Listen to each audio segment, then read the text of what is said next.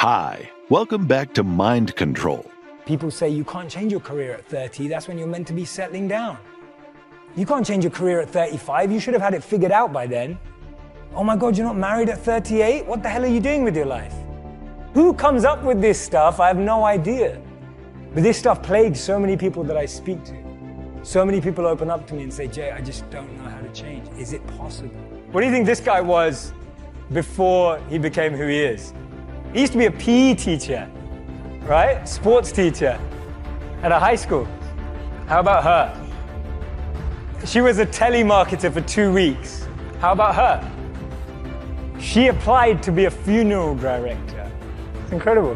What happens in society is that we're clouded by the noise of family expectations, the noise of our parents, the noise of our brothers and sisters' expectations. I grew up in a family where you could either be a doctor, a lawyer, or a failure, right? Those were my three options. Anything else would just count me as a failure. I would have failed. So basically I failed, right? I'm standing up here in front of you all as a failure. I lived as a monk for 3 years. I committed career suicide.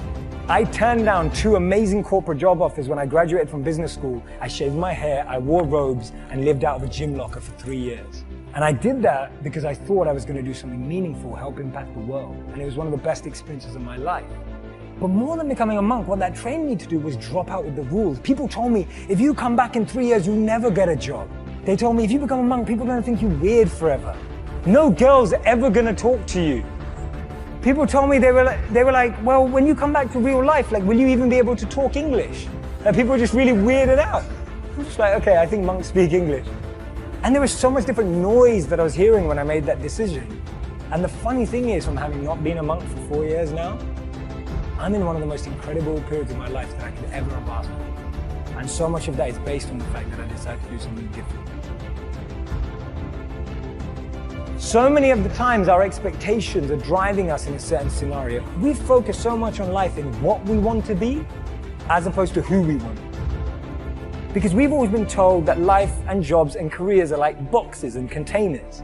There's only a finite number of options. There is no formula, there is no pattern. If you know what you're passionate about, if you know what you're good at, and you invest in that. People say follow your passions, I say forget that, invest in your passion.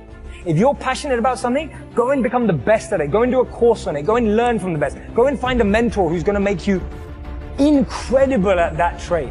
Not only will you be criticized and grow, you'll be able to find new things about yourself that you never knew. Don't trade who you are for who you think the world needs. Because the world needs you to be you, and I mean that. People ask me all the time, what is the secret to success? And I always tell them what the short version is, you got to have a 22-inch biceps. And you got to be able to kill predators with your bare hands. And of course, you got to have this charming Austrian accent. That's a given. The long version is that I actually always had 5 rules. You don't need to be a bodybuilding champion. You don't need to want to be an action hero or anything like that. If you want to excel in whatever you do, those rules are for you. So my first rule is find your vision and follow it. If you don't have a goal, if you don't have a vision, you just drift around. You're not going to be happy. I grew up after the Second World War. Austria, right along with Germany, lost the Second World War. There was, of course, depression. There was a terrible economic situation. I wanted to get out of there. I wanted to escape. And luckily, one day in school, I watched a documentary about America. I knew exactly that is where I wanted to end up. The question was just, how do I get there? How do I get to America? No one had the money to travel or anything. But one day I was fortunate enough to see a bodybuilding magazine. And on the cover was this very muscular guy. Mr. Universe becomes Hercules star. His name was Reg Park. I read the article as fast as I could, learning about how he grew up in Leeds in England, poor, and how he trained 5 hours a day, every single day, and trained and trained and trained, and then he finally became Mr. Great Britain. And then became Mr. Universe. And then he won a second Mr. Universe title and a third Mr. Universe title. And then all of a sudden he landed in Rome in Cinecittà doing Hercules movies. And as I read, I became more and more certain. I had that vision very clearly laid out, to be a champion on that same stage where he won the Mr. Universe. And then to move to America, then get into movies. From that moment on, everything that I did, no matter how hard I had to work, or how much I had to struggle, it didn't matter, because I knew what the purpose was, and I found my passion. Always discover your vision, and the rest will follow. Now my second rule is never ever think small. You have to go and shoot for the stars. I didn't just think about being in movies. No, I wanted to be a movie star. I wanted to have above the title billing. I wanted to become the highest paid entertainer. I basically wanted to be another John Wayne. What's wrong with that? Never think small, think big. My third rule is ignore the naysayers. I think it is natural that when you have a big vision and big dreams and you have big goals, that people are going to say around you, I don't think it can be done. I think it's impossible. I mean, it started right away when I was 15 years old and I became a bodybuilder. Right after that happened, I said, I want to be a world champion in bodybuilding. I want to be Mr. Universe. They immediately said, are you crazy? Bodybuilding is an American sport. Forget about it. It's nuts. And then when I wanted to go into show business, after I won 13 world championship titles in bodybuilding, I said, I want to be like Reg Park. I want to be a Hercules. I want to get into movies. Well, I tell you, when I met those agents and managers, their reaction was, oh, Arnold, that is so funny. You want to be what, a leading man? Oh, come on. I mean, look, first of all, let's start with your body. You're gigantic. You're like a monster. And then your accent, oh, it gives me the chills just listening to your German bullshit. Come on now. Have you ever seen an international movie star with a German accent? It doesn't happen. Forget about that. And then your name, what is it, Schwarzen, Schnitzel or something like that? People are going to storm the theater and the movie houses because Schwarzen Schnitzel is starring in a movie. Oh yeah, I can see that already. Imagine that. Everywhere I turned, they said, no, it won't happen, it's not going to happen, and forget about it. Luckily, I did not listen. I started taking acting classes, English classes, even accent removal classes. I ran around all day saying lines like, a fine wine grows on a vine. All of a sudden, I got a little break. All of a sudden, I got a TV show, a little part, then another little part, and then pumping on and stay hungry. And then, of course, I landed the big role of Conan the Barbarian. So finally, I got the big break. And you know what was so interesting about it was the director said at the press conference, if we wouldn't have had Schwarzenegger with those muscles, we would have had to build one. And then when I did Terminator, James Cameron said the I'll be back line became one of the most famous movie lines in history because of Arnold's crazy accent, because he sounded like a machine. So as you see, everything that the naysayers said was a liability became an asset. Ignore the naysayers. The fourth rule is work your ass off. You never want to fail because you didn't work hard enough. It doesn't matter in what area you're in. No pain, no gain. Listen, when I came to the United States, I remember that I trained 5 hours a day, every day, and I was managing a construction business, and I was a bricklayer, and I went to college also, and I took acting classes from 8 o'clock at night to 12 o'clock midnight. Every day I did that. Work your butt off. That's what I always believe. No matter what you do, work. My fifth and last rule is don't just take. Give something back. Tear down that mirror that makes you always look at yourself. And you will be able to look beyond that mirror, and you will see the millions and millions of people that need your help. And this is why I tried to take every opportunity that I could to give something back. I started training Special Olympians. I started after-school programs for the most vulnerable children, for inner city children, to make them be able to say no to drugs, no to gangs, and no to violence. We all can create change, whether it is in our neighborhood or in our local schools, because the bottom line is, it is up to us. Have a vision. Think big. Ignore the naysayers. Work your ass off and give back and change the world. Because if not us, who? If not now, when? Do you have the emotional maturity, the EQ, emotional quotient, to go through the highs and the lows of what it takes to be successful?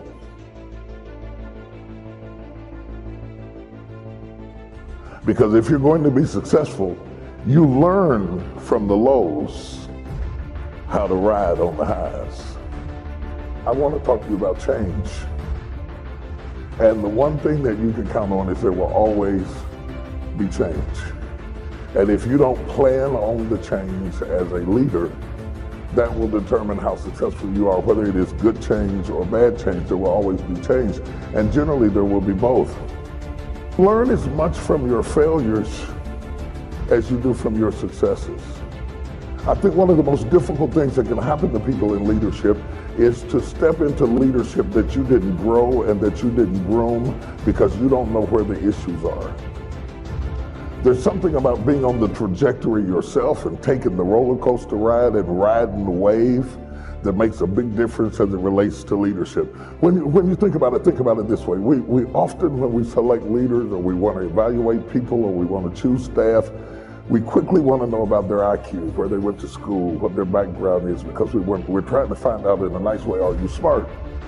We want to know about your IQ, your intellectual ability, the quotient of intellectualism that you have through which to handle and manage situations based on your IQ.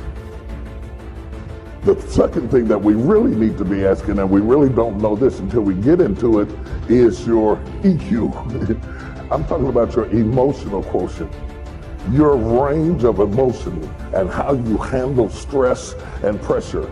Because many, many times you can have people on your team and on your side who have the intellectual ability to do what you're trying to get them to do, but they do not have the emotional wherewithal, and you don't know it till you get on the ride. What you want to know is, can you handle the down ride? Do you turn into somebody else when things start getting crazy? Do you have the emotional maturity, the EQ, emotional quotient, to go through the highs and the lows of what it takes to be successful? Because if you're going to be successful, you learn from the lows how to ride on the highs. So if you can't take the dip, you can't take the climb. You have to have the emotional wherewithal to go on the journey and to be comfortable and to remain cool in a crisis. Not lose your head, not freak out, even though you want to. You can do it on the inside. You can be like a screaming 6-year-old girl on the inside, but on the outside, you have to maintain your cool. Because there is nothing as frightening as a frightened leader. That's what happens when you hire somebody who has the IQ but doesn't have the EQ to handle the ride, who freaks under pressure, who starts screaming at the staff, who starts yelling at the employees, and they just fall apart under pressure. So you want to make sure they have good IQ, you want to make sure they have good EQ, but here's the thing that is most important, and there is no test for it. They're AQ, and we never talk about AQ. You've heard people talk about IQ, you hear people talk about EQ, you don't hear people talk about AQ. AQ is your adaptability quotient. Are you adaptable? How do you respond to change? And let me tell you, I'm not sure which is the most challenging, the ride up or the ride down. Because success can be just as daunting as failure is. It can throw you off kilter. If you can't adapt quickly enough to it, you will lose it. You can have more opportunities than you have infrastructure. A blessing isn't a blessing if you can't handle it. So do you have the adaptability in your plan for what you're getting ready to do next? Do you have the ability to adapt to better, worse, richer, poor, sickness, health? You could be praying to win something that you can't handle if you get it. If you hire people for where you are, you wasted money if they can't go where you're going. Are you following what I'm saying? So you have to have that adaptability to be able to transition from one state into the next. And when the thing gets rough and it gets tough, what you need as a leader and as a thinker is not just the success to get there, but the success to stay there, sustainability. Most people in a session like this lack sustainability. They're like dogs chasing cars. And maybe the dog gets lucky and catches a car at a red light or something like that, but there's one thing that the dog never considered. I can't drive. You might be chasing after something that you can't run. It's not just about getting there, it's sustainability after you get there. But can you run it after you get it? What gives people comfort in leadership is when there is a commitment to stability in the midst of fluctuations. So the whole issue, the only thing that should be stable in your ride to success is you. And if you're not a person who can be stable in the ride, you shouldn't get in the car. The best thing to do with bad news is to deliver a clear, accurate, concise message. Clear messaging creates clear expectation, which avoids disappointment.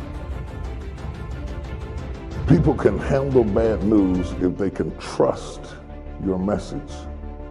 This is what happened. This is how we're going to handle it, and we are sorry. It is not what happens to you that matters, it is how you handle it. Stress is an indicator. It's a benefit, it's a favor. It lets you know you're at your limits. It does not mean that you cannot do it, but it does mean you have to change something. Anytime there is stress, you have to change structure or strategy.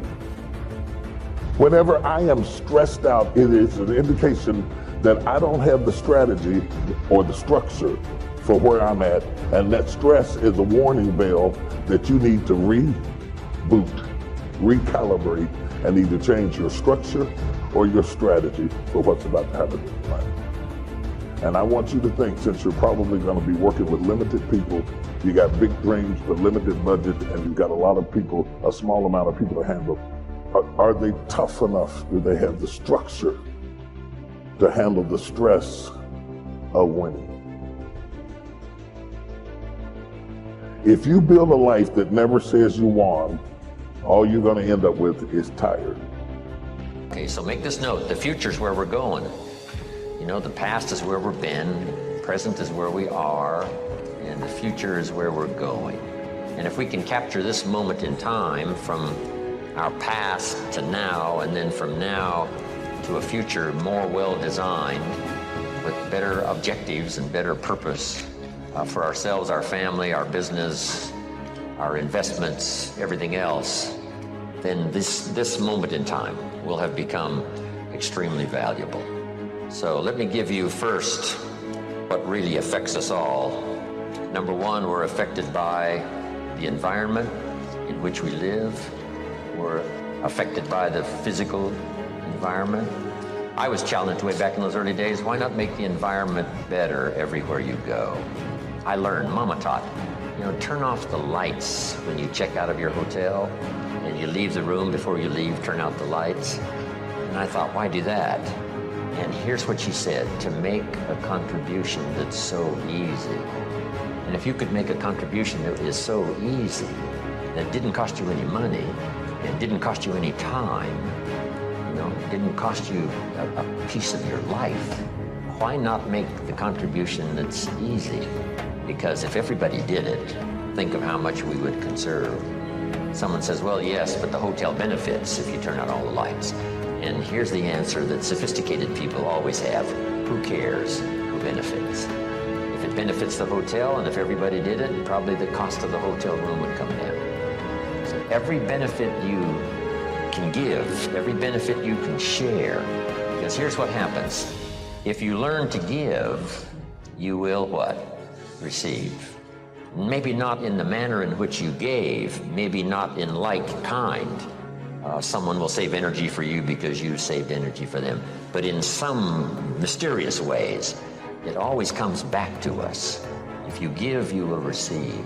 In fact, here's what it says, that for the uneducated is a little bit strange. It says it's better to give than it is to receive. Now see, if you didn't understand, you would say, that doesn't quite make sense. Surely it would be better to receive than to give, and the answer is no. It is much better to give than to receive. And here's why. It's what we call having intelligent self-interest. Nothing wrong with self-interest as long as you do it the intelligent way. Here's the key. Giving starts the receiving process. So to act intelligently in your own self-interest, which is good, it's much better to give than it is to receive. Because if all you do is receive, that may be very limited. But if you give, and giving starts the receiving process coming your way from unknown resources and from unknown places, back it comes around to you because you became a giver. That's one of the unique mysteries of life. We give to receive, and it's better to give than it is to receive. So that's what Mama said. Turn out the lights, make a contribution. Why not make the easy ones? It raises your self-esteem, plus your self-respect, that you do things that the average person doesn't do. Maybe if they were taught, they would. Maybe if somebody mentioned it, they would. But it's easy for most everybody to just go on their way, and if they're not interrupted by a good idea that says, hey, it's so easy to make a contribution, this one would be easy. Turn out the lights when you leave the hotel room and make a contribution. Next is the phrase, in terms of environment, always leave something better than you found it. I talked to a man one time who rented out of apartments. And he said, Mr. Rohn, you wouldn't believe it, but when somebody rents an apartment, they usually leave it worse than when they rented it. I said, you've got to be kidding. He said, no. A high percentage of people leave it trashed. If they stay 6 months or stay 1 year, they leave it trashed. Why would anyone do that? Mama said to me, no, leave it what? Better than you found it. See, that's just a commitment to your own self-esteem. And why not do it if it makes a contribution to your self-esteem? It's called intelligent self-interest. Self-interest says, I wish to be ruler over many. And intelligent self-interest says, I understand how to do that. Be faithful when the amounts are small. If you'll take care of the few, we will someday give you a position of very high importance over many. But if you don't be disciplined when the amounts are small, why would we trust you when the amounts are large? Why would life give you a fortune to manage if you couldn't manage the gifts of a few? Interesting philosophy to consider. Your own self-interest. Leave the contribution. Doing things that most people don't do. If everybody did it, what a different country we would have. But it doesn't really matter. You say, well, if everybody's going to do it, why shouldn't I do it? And the answer is for your own dignity and for your own self-esteem. You do things that most other people allow themselves to do that you don't do. So when I talk about the environment, now we're affected by the political environment and the social environment, and we're affected by the economy environment. All of us are persuaded in one way or another to live like we live. Here's a good word to jot down, association. Be very careful of your associations. Here's what we've discovered. People that are around people that spend all they make, chances are excellent, what? They spend all they make. It's just part of that association. Once you're sort of in it, you sort of do what everyone else does. So here's the key to association. Number one is limited association. Some people you can spend, a few hours with, but not a few days. Some you can spend a few days, but not a lifetime. Some you can spend a little time, but not a lot of time. Limit your associations because of the influence. All of us have to be around people, that have a variety of their own, beliefs and what they do that influences us or is there. It's in our presence wherever we go. But here's the whole key. Some of it's limited association. Here's the next one. This one is kind of severe, and that is discontinue association. Sometimes you have to say in an association, is it causing me more harm than good? And sometimes the time finally comes where you have to part ways just because the association is not to your benefit, for the rest of your life. And then here's the one you've engaged in this weekend, expanded association. Get around people who have good ideas to share. Get around people who have a good story to share. One of the great benefits of being here this weekend is a chance for all of you to meet each other. Share testimonials, share ideas, share your reactions to the what's been taught, to the ideas that's been presented. Share some common experiences you might have had in your life, and you go home with this bag full of testimonials and the inspiration that comes from it. This kind of expanded association is so valuable. Whenever there's an occasion and it can fit into your schedule of time and money, make sure you go where there are people of like interest, right? Ready for good ideas. Never, too successful to learn some more. This is good environment. Expanded association. Next, we're affected by events, dramatic events or worldwide events or home events or personal events. Some events affect us all. Here's number 4. We're all affected by our results, whatever they've been, the results of our errors or the results of our disciplines. Now, here's what's so staggering about being a human being.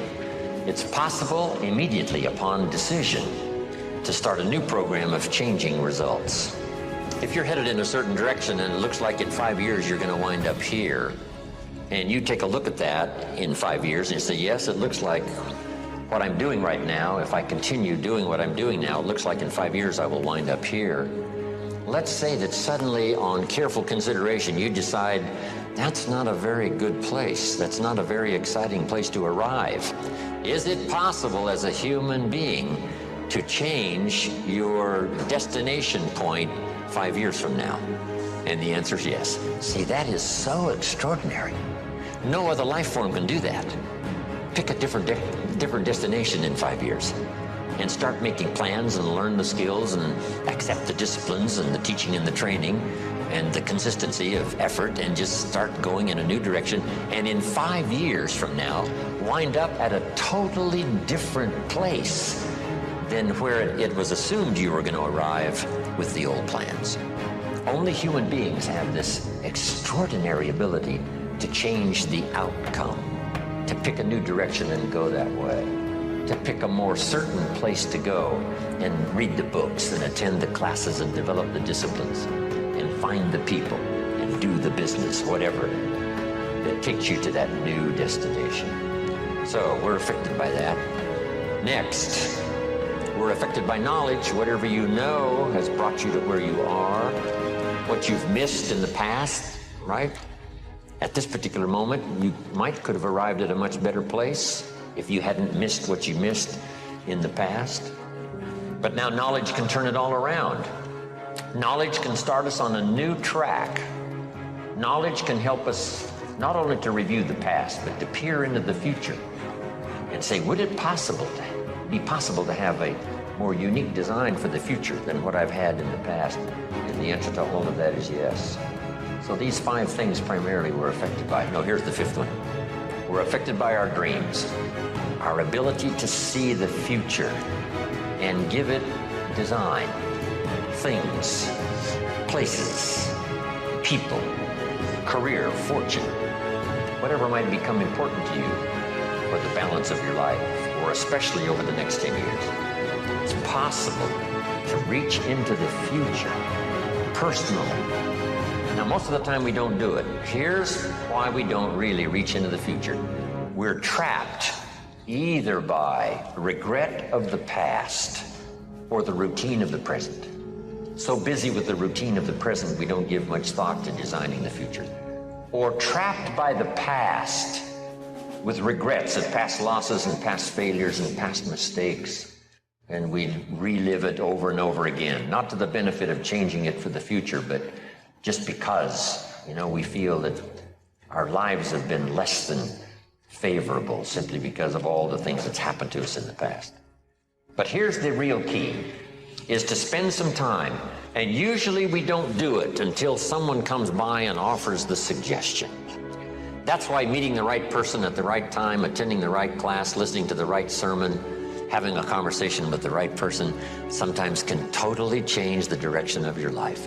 And you're never the same after that personal contact, or sitting in that class, or reading that book, or coming face to face with someone who says, hey, our lives are not that good. What could we do to change? And that very conversation starts this whole process. Wow, I've arrived at a fairly poor place. How could I change all of that for the future? And that is all possible. And this point of contact, maybe today, will help change all of that and give some of you a new glimpse of some of the possibilities. We talked a little bit earlier about the possibilities and believing that the possibilities were possible for you, then going to work and make them happen. Here's the next key. Make sure that the greatest pull on you is the pull of the future. Not the pull of the past that keeps taking you back. Not the pull of gravity, like the present that just keeps you sort of stuck where you are. But we want to make sure that the greatest influence and pull on us is the pull of the future. We'd like to thank you so much for watching till the end. Don't forget to share your thoughts in the comments section. Please also like, subscribe, and share this video with your friends and families. Please watch our other motivational videos. Thank you again. So when someone says to you, who are you? You are all that is, has been, and ever can be, having an experience. What you call yourself, if you meet someone and people say, who are you? They'll give you their name, they'll give you their job, they might give you their family background, their family history, where they went to school. That's what they're saying they are. Who are you? But that's just what they've experienced. Who am I? All that is, has been, and ever can be, having an experience called David Icke. Very brief, very interesting. The point of attention that I am is an expression of the same consciousness that the point of attention that you are is. And the same with all of us.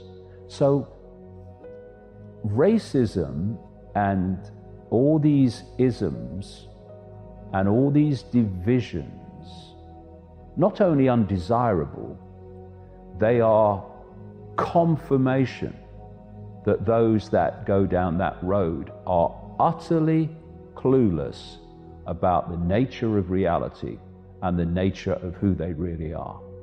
And I see anti-racists who are utterly obsessed with race when it's just a brief experience. That's all it is. You are what is having the experience. And when that penny drops and this as a result opens, game over. If you look at any great master, they were monomaniacally focused on going deep around one thing.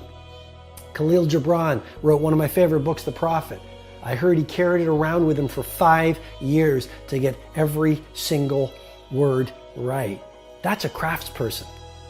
You know, when you look at the great athletes, I recently was in San Francisco and I watched Steph Curry play. Steph Curry was fluid like a ballerina on the court. You know, I have NBA superstars coming to my live events.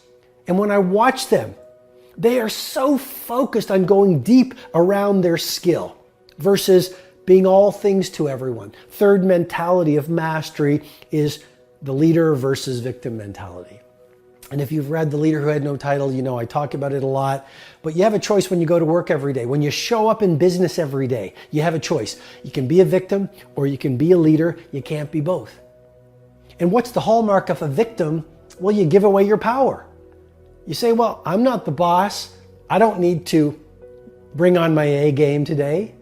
Or I went through a divorce 10 years ago and I'm going to blame my ex-spouse and give away my power and be a bitter person versus an optimistic leader. That's what victims do. They say, well, I'm resigned to average. Why should I take the time to read a book, to build a friendship, to transcend a fear? Why should I do that? That's how victims think. They use words like, I hate and I can't and that would never work. And they love to criticize because every victim was once a dreamer who got hurt. And now they sit back in their armchairs and they criticize other people because they're too frightened to get into the game. So you can be a victim not only in your work, but in your life, or you can be a leader. And as you know, you can lead without a title, right? I have seen janitors behave like leaders. I have seen taxi drivers bring on their A game. I have seen so-called ordinary people running so-called ordinary jobs with a sparkle in their eye. And they work with love. They work with attention to detail. They work like their work is the most important work in the world. I mean, I remember grade 5 Cora Greenaway. You know, celebrate your mentors. And I was in grade 5 and really no one thought I would amount to very much. I was really dismissed by a lot of people. And Cora Greenaway, my grade 5 history teacher, saw something in me that very few people saw. She saw the early sparks of some kind of a talent. And because she cared, and because she was a leader as a school teacher, she spent time with me. She stayed late with me. She encouraged me versus dismissed me. And here it is all these years later, and deep in my heart, right at my core, I still feel not only appreciation, but love for that school teacher when I was in grade 5 with the glasses named Cora Greenaway. Which brings me to the fourth mentality of mastery that I want to share with you in this session. The future versus past mentality. The target that shapes you, here's what's different about people. We have the same needs, but are you a certainty freak? Is that what you value most, or uncertainty?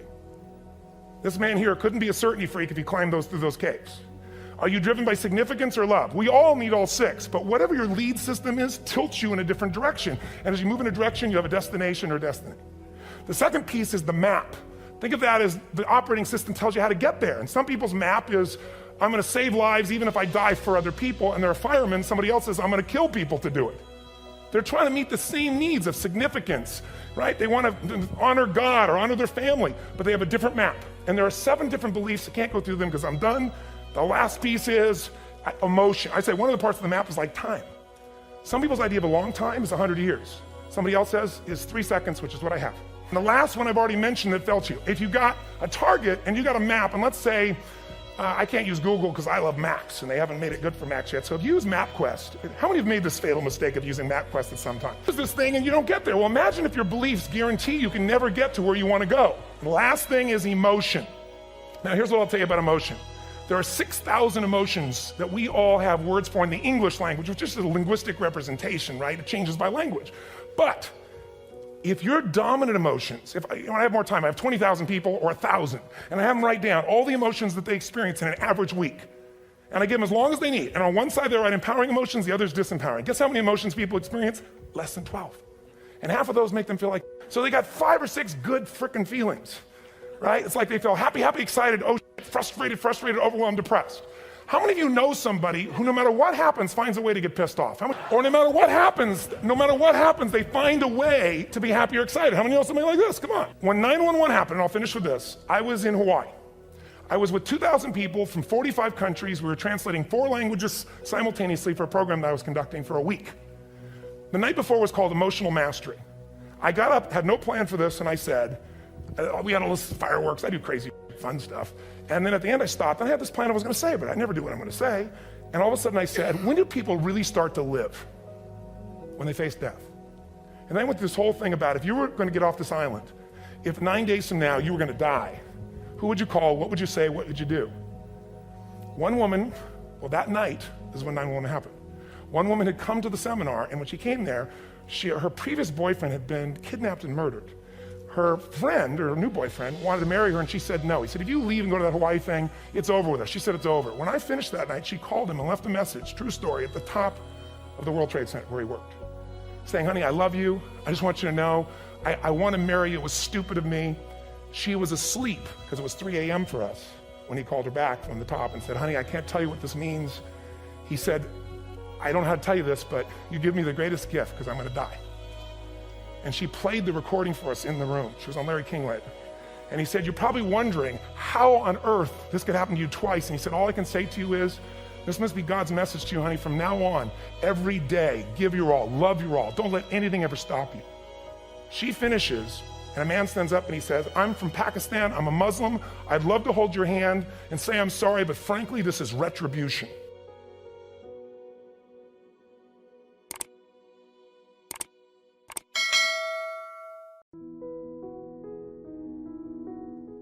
my relationship with my boss, regardless of who my boss was, regardless if my boss was great or my boss was horrible, my relationship was always the same. I was going to build a relationship where they trusted me. They gave me what I needed to do my job, and then they let me do my job. That's the relationship I always had with all my bosses, right? But that same methodology and concept can absolutely be applied to other organizations that you're supposed to work with. So whether it's the Army, whether it's the Marine Corps, whether it's the Iraqi soldiers, whether it's the MPs, whether it's the Intel people, that the Intel organization that you're working with, no matter what the organization, you can build a relationship. Again, might you love that organization? No, you might not. And where I see this all the time, we see it all the time now, is with businesses. Because guess what? There's no business that's standalone, or I should say there's very few that are completely vertically integrated businesses. I mean, like at Origin, right? We're pretty vertically integrated, but guess what? We don't grow the cotton. Like, we don't do that. We don't grow cotton. But guess what? We have a good relationship with the people that grow cotton. We have a good relationship with the people that dye the cotton. So we build those relationships with those other people. Now, I work with businesses where there's a supplier that they don't like. So guess what? They form a hostile relationship with this whole company, What good does that do them? It doesn't do them any good at all. What it means is they have no personal relationships. They form that antagonistic relationship with a whole nother organization, and it's almost impossible to overcome. So now this is something where if you don't explain that culture throughout your team, they're going to treat that other team horribly. And so if you're waiting on supplies, if you're on a construction site and you're waiting for materials to be delivered and you don't have a good relationship with the people that deliver the drywall, and now the drywall's running late for whatever reason, and you fly off the handle or whatever, you're not going to get that drywall any earlier. It's not happening. Have you ever, you know, when I call customer service, right? Customer service. I learned this when I was working for the Admiral, working for the Admiral's Aid. I'd call up, we traveled a lot, and I'd have to call up whatever, Delta or American, whoever, and I'd be trying to get whatever, seats on an aircraft or something, or a flight that was full, whatever, get him an upgrade, whatever. And, you know, I'd say, hey, how you doing? That's always, I always start off with the, because they're going, American Airline, how can I help you? And they're mad, right? They're just mad to start with. How dare you call me? Out of the gate, they're mad. And I've met lots of people who were, well, suicidal because of that, but also unwilling to take care of themselves, you know, because they were so guilty about who they were and their mode of being in the world that they just felt that they weren't worth the damn trouble, you know, and they all had their own particular reasons for believing that, their own failures, their own improper sacrifices, let's say, their own acts of individual malevolence, but they're summed up in a lovely metaphorical manner, a horrifying metaphorical manner, in those ancient stories. And those stories explain to us, too, why as well that our consciences don't sit well with us, and why we always feel that there's something undone that we should be doing in the world, which is a much better pathway to take, by the way, than to degenerate into nihilism and catastrophe. And that's really rule 2. It's like, well, you should treat yourself like you're someone responsible for helping. And the first question is, well, why don't you? And the answer is, well, there's a lot wrong with you, you know, and it's hard to exercise enough love and care in a deep and non-naive way to care properly for something like that.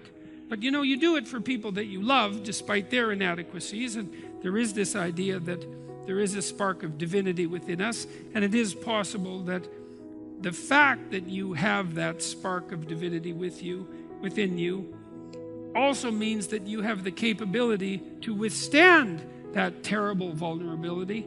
That's what I was trying to get at in chapter 1, which was to stand up straight with your shoulders back, that you could actually voluntarily accept the onslaught of the tragedy of being, and that you can constrain the proclivity for malevolence that's part of you and that's part of the world. And in that you can discover your own value, your own intrinsic value, and your own nobility. And And all of that might be more powerful than the forces of vulnerability and malevolence themselves.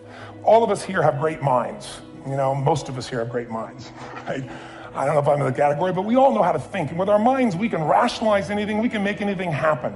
We can, I agree with what was described a few days ago about this idea that people work in their self-interest, but we all know that you don't work in your self-interest all the time. Because when emotion comes into it, the wiring changes in the way it functions. And so it's wonderful for us to think intellectually about how the life of the world is, and especially those who are very smart. We can play this game in our head, but I really want to know what's driving you. And what I'd like to maybe invite you to do by the end of this talk is explore where you are today for two reasons. One, so that you can contribute more. And two, so that hopefully we can not just understand other people more, but maybe appreciate them more and create the kinds of connections that can stop some of the challenges that we face in our society today. They're only going to get magnified by the very technology that's connecting us, because it's making us intersect. And that intersection doesn't always create the view of everybody now understands everybody and everybody appreciates everybody. So I've had an obsession basically for 30 years. And that obsession has been what makes the difference in the quality of people's lives? What makes a difference in their performance? Because that's what I got hired to do. I got to produce the result now. That's what I've done for 30 years. I get the phone call when the athlete is burning down on national television and they were ahead by 5 strokes and now they can't get back on the course. And I got to do something right now to get the result or nothing matters. I get the phone call when the child is going to commit suicide, and I got to do something right now. And in 29 years, I'm very grateful to tell you I've never lost one in 29 years. It doesn't mean I won't someday, but I haven't done it. And the reason is an understanding of these human needs that I want to talk to you about. So when I get those calls about performance, that's one thing, like how do you make a change? But also, I'm looking to see what is it that's shaping that person's ability to contribute, to do something beyond themselves. So maybe the real question is, you know, I look at life and say there's 2 master lessons. One is there's the science of achievement, which almost everyone in this room has mastered to an amazing extent. That's how do you take the invisible and make it visible, right? How do you take what you dream about and make it happen, whether it be your business, your contribution to society, money, whatever it is for you, your body, your family. But the other lesson of life that is rarely mastered is the art of fulfillment. Because science is easy, right? We know the rules, you write the code, you follow those, and you get the result. Once you know the game, you just, you know, you up the ante, don't you? But when it comes to fulfillment, that's an art. And the reason is it's about appreciation and it's about contribution. You can only feel so much by yourself. So I've had an interesting laboratory to try to answer the question of the real question, which is what's the difference in somebody's life if you look at somebody like those people that you've given everything to, like all the resources they say they need. You gave them not a $100 computer, you gave them the best computer. You gave them love, you gave them joy, you were there to comfort them.